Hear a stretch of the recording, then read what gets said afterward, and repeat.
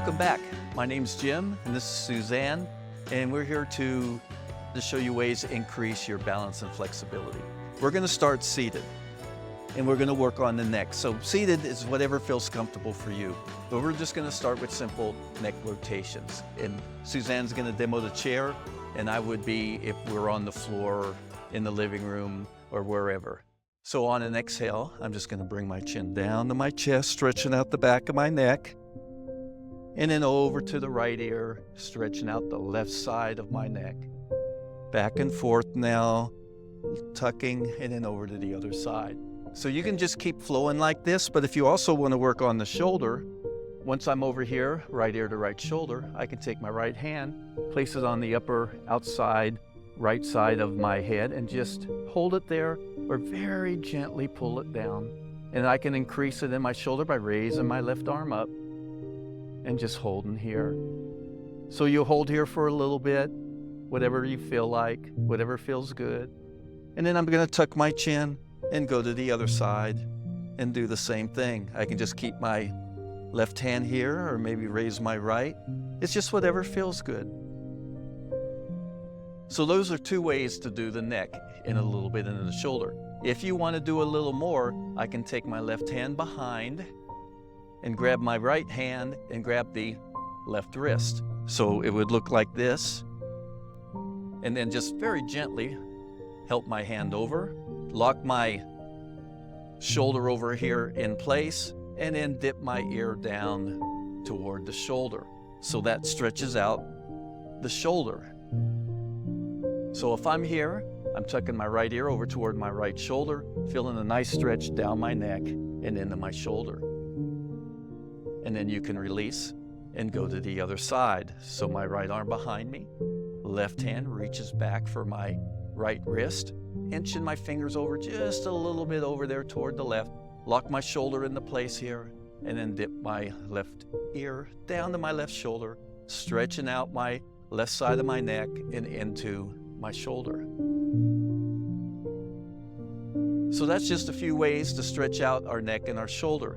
Let's do twists. So twist, I can just come into a twist, or if I want, I can inhale my hands in the air and then twist to the right.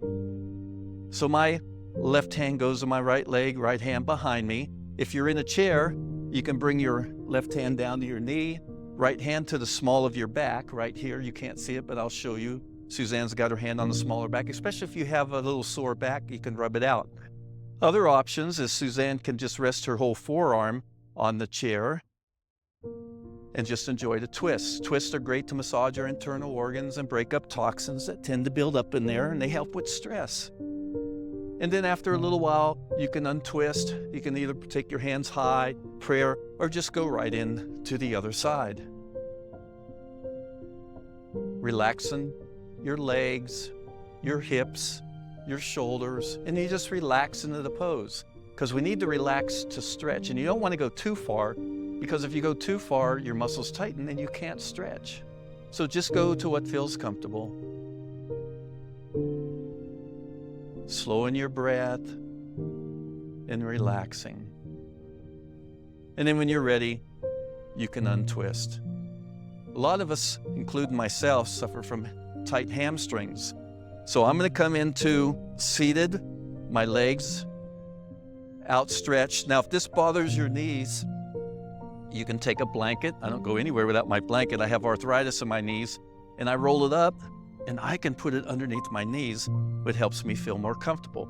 Suzanne's going to shift toward the front of the chair and take a strap like I'm going to.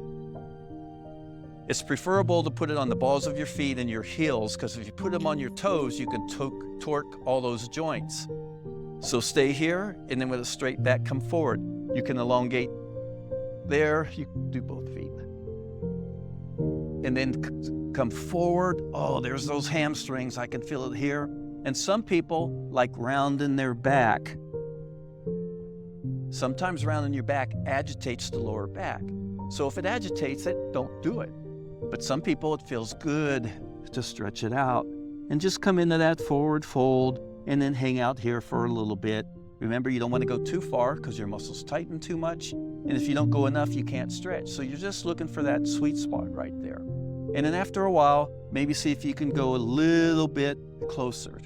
Now, what do I mean by a little bit? 1/64th of an inch, 1/28th. Maybe you don't go forward at all, but you feel a nice stretch in your hamstrings. That's what you're looking for.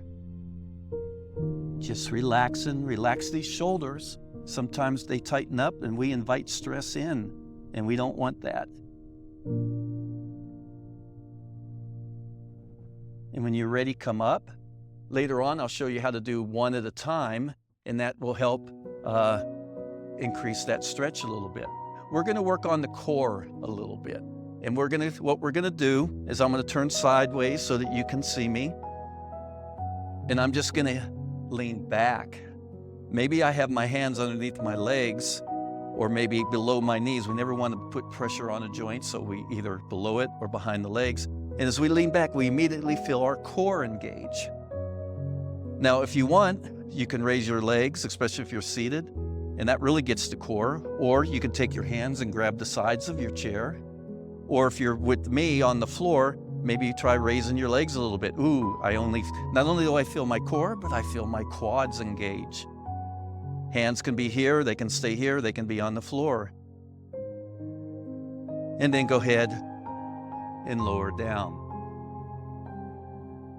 Another way to work our hips now, we're going to work into our hips into kind of like a figure 4 pose, and we're going to rock back and forth.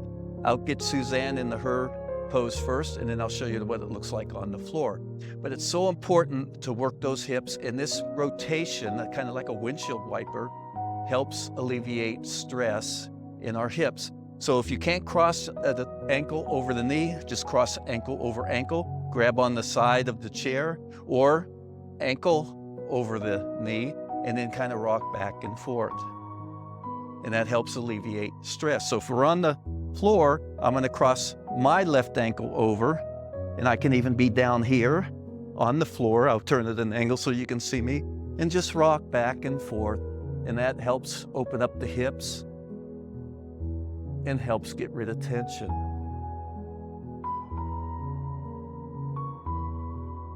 And then after a while, stop, uncross, and let's cross the other ankle over.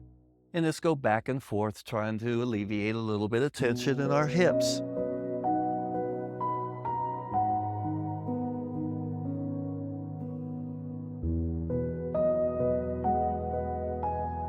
And then come back, keep your knee crossed, Suzanne. And we're going to work deeper into the hips and a little bit into our glutes, into a pose, or a lot of people call figure 4 because it looks like a figure 4. I'm going to take one hand on each side of my left leg. And then you can have your upper back in the air, your shoulders in the air if you like, or if it's more comfortable to lie down, that's okay too. And I'm just going to slowly bring this leg into center line, keeping the knee away from me, and that's going to try to isolate my hip and my glutes. So a couple options seated.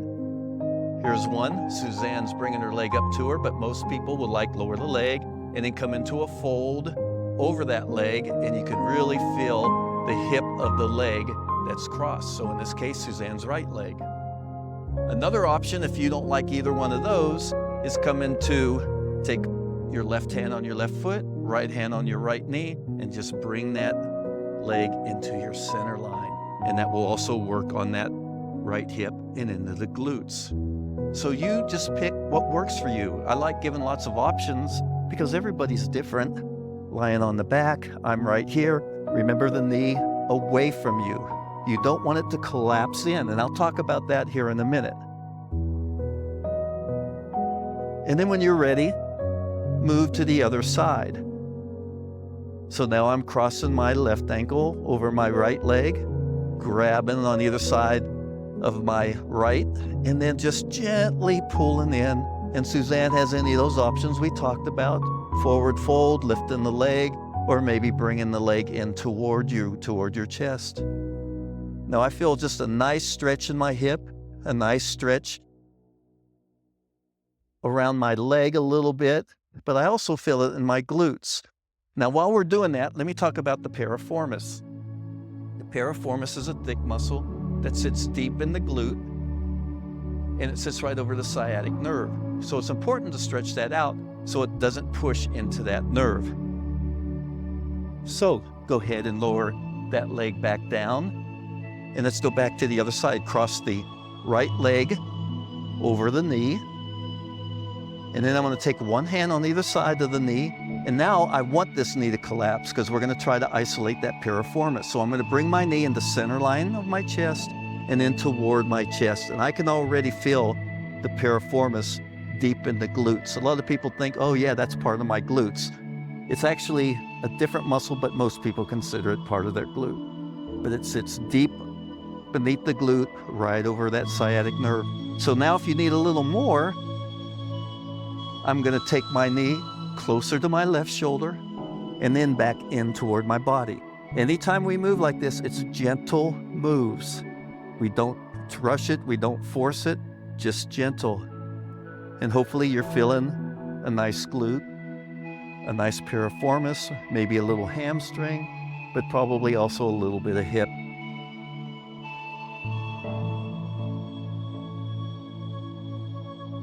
And then you stay here as long as you want. I like staying longer. If I miss stretching out my piriformis a day, I can feel it the next day. But go ahead and release. Set that foot down. Cross the other ankle over, so my left ankle over. Now on the piriformis, the foot's on the floor. Figure 4, it's in the air. So those are another difference. One hand on either side of that left knee. Bring the knee in towards center line and then toward my body gently. Hang out here for a while. Or slide that knee over just a little bit. When I say a little bit, it maybe goes an inch or two. And then in toward the body. So the piriformis will be sitting right in here. You may feel the hip, you may feel the glutes, you could feel a little hamstring. Honor your body. Only go as deep as it wants to go. You don't want to go too deep, your muscles tighten and you can't stretch them. And you can't relieve stress. When you're ready, come out. And we're going to come into another hip, but we're going to work on synovial fluid. So synovial fluid is fluid in our major joints, such as our knees and our hips, and we need movement. It doesn't have a pump like the heart to pump it out. So we need to move it to get it going, and it lubricates the hips. So I have arthritis in my knees, so I could either use a pad or a blanket. Either one works. I'm going to use my pad today. So I'm going to go sideways so that you can see me. What we're going to do is there's 2 ways to do it in the chair. We'll discuss that here in a minute. But if you're on the floor, we're going to come into all fours, and we're going to take one leg back and bend the knee 90 degrees. And I'm just going to start warming up my spine and my hips by bringing my knee in the center line, tucking my chin, and then coming back up, maybe taking my heel toward the ceiling, stretching out the front of my leg, my quad. Now I can do this. I usually do it 3 times.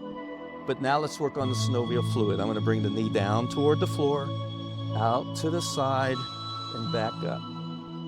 Down, out, back, making 360s. I do 3 or 4 or 5 one direction, and then the same amount the other direction. So if you're seated, if you want to come to the chair, put your hands down, and then lift one leg, and then do circles. Doing those circles lubricates that hip. I get asked all the time, what if I've had a hip replacement? It still works. It's important to lubricate that joint. And in reverse direction, if you haven't already. And then move to the other side. So I'll move to the other side also. And then rotating around.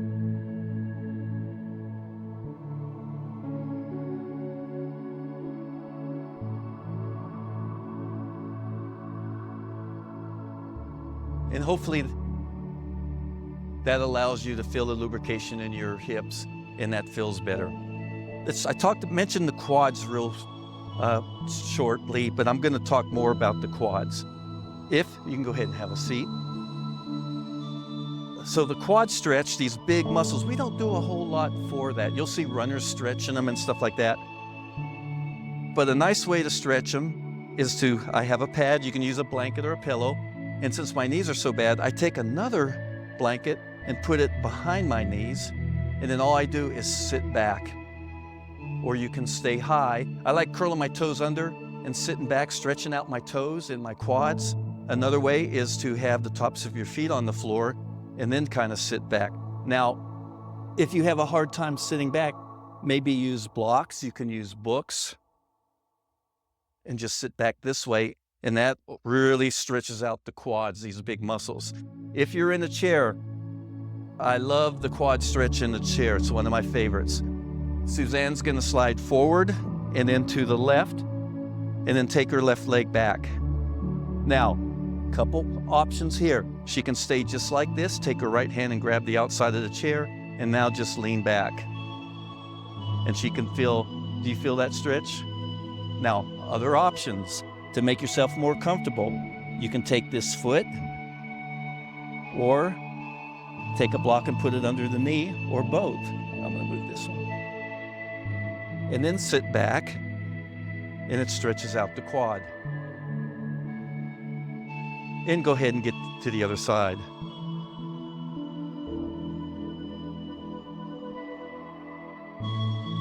When you're on the floor, you stretch out both sides at the same time. In a chair, you isolate one side and then the other. Okay, go ahead and come back to seated. The one thing I forgot to mention, a lot of people find it more comfortable by putting blocks under their feet. And that makes them more comfortable. That's awesome. I've seen a lot of people do that and they just love it. And now we're gonna come to standing. IT band. The IT band is a band that runs down our leg, the outside of our legs. And if you're a walker or a bicyclist, or some people jog, if one side's tighter than the other, it pulls our body across itself. So it's so important to stretch out this IT band. So I'll show you using the floor. Suzanne will show you using a chair. But there's a couple different ways to do it. Probably the easiest way is just to come into pigeon-toed. So my toes are coming toward each other, heels are out. And then I just come over and maybe I grab blocks, or you can use the chair. So pigeon-toed and then come forward. Now I'm gonna remove the blocks just so that you can see them. And then I'm gonna take one knee, I'll take my left knee, bring it towards straight. And that helps stretch out the IT band, and then move over to the other side. Suzanne's doing the same thing, but holding onto the chair for balance. So that's option one. Option two is crossover. So when I stand here, I'm gonna cross my right foot in front and over my left. Now, it doesn't matter if you go in front or behind, as long as you do both legs the same, because it's this back leg, the IT band, that we're gonna stretch out. And again, I like using blocks. I like coming here, halfway down. Maybe I stay here because I can start feeling my IT band. And remember, it's on the outside of the leg. And then maybe I come into a forward fold. I just fold over just a little bit and see how that feels. Or maybe I just gently, ever so gently, push this left hip out to the side, just gently. Ooh, that really helps isolate it. And we can stay here, and Suzanne's doing the same thing there. And when you're ready, now if you suffer from low blood pressure, try tucking your chin before you come up, or you use the chair, or maybe take your hands on your legs, come up part way, uncross, and then walk the rest of the way up. So that's your IT band. Then we'll do the other side. So now I'm going to take my left leg in front and over, so it's the back leg, so it's the right leg. I'm going to come down halfway. Just check it out. How do I feel? How's my hips feel, my IT band? And then I go ahead and come down a little further. And you don't have to go very far, just until you feel a nice stretch. And then if I want, I can take my right hip and just ever so gently push it out to the right, very, very gently.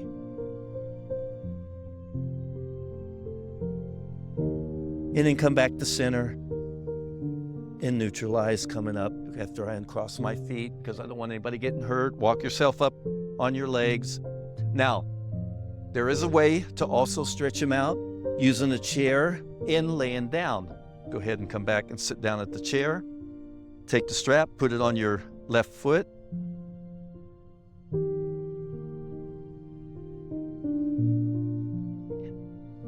And then she's going to lift that left foot in the air. Now, if she can't take this foot over that knee, she's going to take, there you go, straighten it out. And then from her hip socket, she is going to move her whole leg out to the side. And that's going to work on isolating this IT band. And if you want a little more and try to isolate it, pigeon toe it. In other words, toes are going to go to the right, heel to the left, and then maybe inch it over maybe a half an inch. And on the ground, it's the same thing. Strap around my left foot, but I'm going to take both ends of straps in my right hand and then out of the hip socket, so I'm not stacking my hips. I'm just bringing my whole leg over to the right. And then if I want more, pigeon toe and then come over, and that helps isolate the IT band here. And now let's move to the other side. So strap for both of us goes on our right foot, both ends of the strap in our left hand, and then from the hip socket, we move over. And then if we want, pigeon toe. Oh, nice stretch here. A lot of walkers and runners, tight IT bands is what causes some injury. So it's so important to stretch that out. Normally I would have my head down here and just feeling comfortable. And go ahead and release. So that's the IT band. Let's go back and talk about hamstrings. So a good way to isolate, I mentioned earlier about doing one leg at a time. Grab your strap again and sit. Go ahead and take a seat. Put the strap around your left foot, but take your left foot long. Yeah, the right knee can still be bent or out to the side. And then all Suzanne's gonna do is fold over this knee, bringing her head and torso toward that knee. If you're standing, I just have this knee towards straight. And then I like using blocks. Like I said, at home you can use books or whatever. And then I come and I just have my hands here, and then I tuck my forehead toward my knee. Another option is just interlace your fingers above your knee and bring your forehead toward your knee. And we're isolating that front leg hamstring.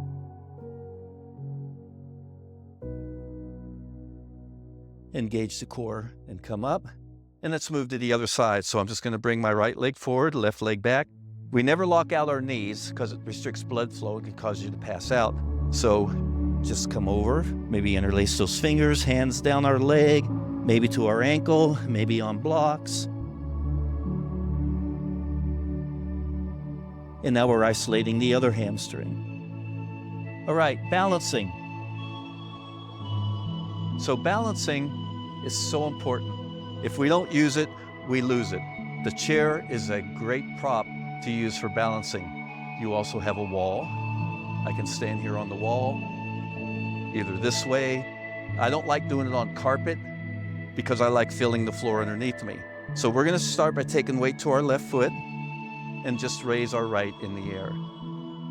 And now we can circle the ankle twice and reverse it for twice, working that synovial fluid, and then our hip, twice one direction and twice the other. You can feel free to do more than two. I usually do at least three. And then lower down. And let's move to the other side. Ankle for two. Reverse. Hip. In reverse. And then set it down. Another balancing you could use, I'm on my left foot again, kickstand that right foot so the toes are on the ground, heel is against my leg, or it can come to the calf, or anywhere on my leg but my knee. Suzanne's on the chair. I can be here and do it, I can be with my back against the wall. What works for you? What feels good? Go ahead and come out and move to the other side. And remember, we never lock our knees out. And probably one of the hardest things for most of us to do is have rest and relaxation. So Suzanne can go back into the chair. Usually in a chair, we sit all the way back, and you can use blocks if you like. If you're just in the living room, maybe just come down into the supine position and lay on your back, relaxing your shoulders and your hips. Sometimes I like rocking my head like if I was saying no on the back of my head, especially when I'm on the ground. I usually take at least 5 minutes and just relax and calm myself.